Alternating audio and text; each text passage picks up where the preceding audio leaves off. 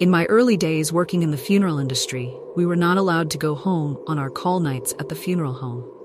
But then again, this was before cell phones and pagers. We had to be there to make death calls and embalm cases as soon as they were brought into the funeral home's care.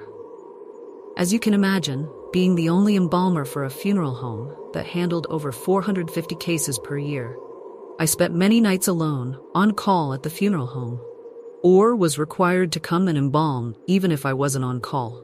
When you spend 4 to 5 nights per week, there it becomes just like home. Well, almost.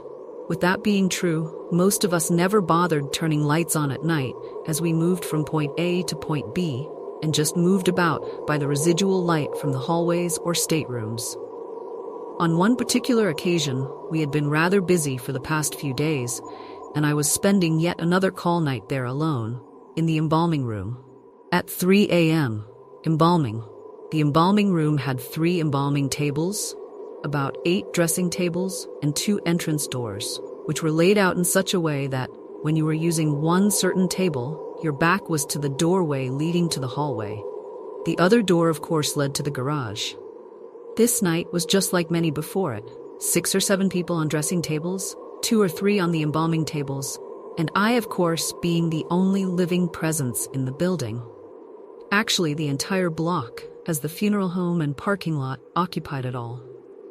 I was in the process of beginning the embalming operation on a young car accident victim when I heard what I can best describe as a man and woman having a conversation in the hallway, just outside the door.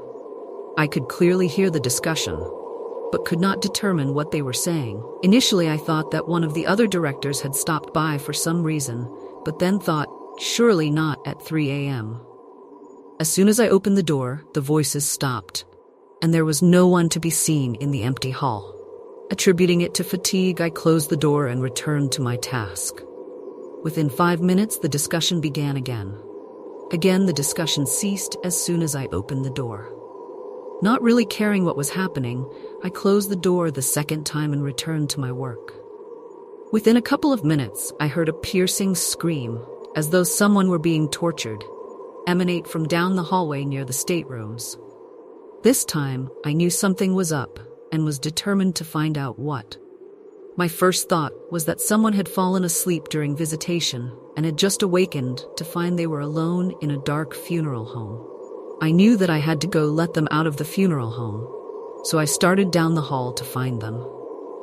The residual light from the lamps was sufficient to check the casketed cases in the staterooms where friends had gathered just that evening, to see who it was that had screamed in such a harrowing manner.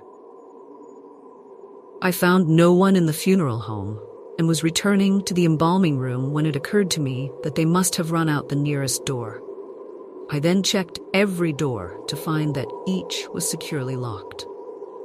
Thinking that they must have had the sense to at least lock the door on their way out, I again started to return to the embalming room.